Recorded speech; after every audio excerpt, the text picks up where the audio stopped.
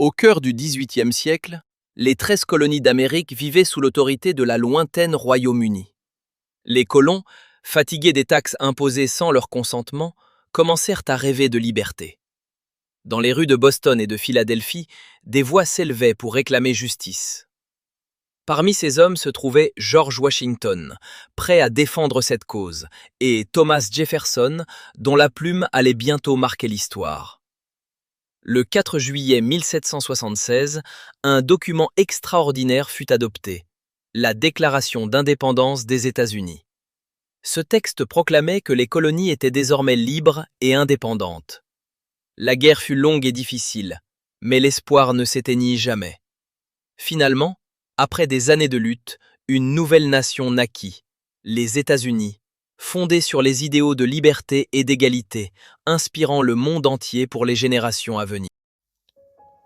In the heart of the 18th century, the 13 American colonies lived under the authority of the United Kingdom.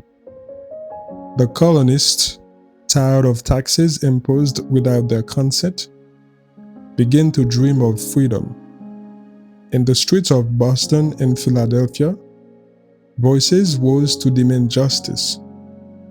Among these men was George Washington, ready to defend this cause, and Thomas Jefferson, whose pen would soon leave a mark on history.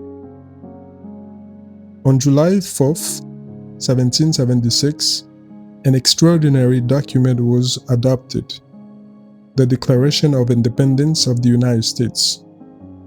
This text proclaimed that the colonies were now free and independent.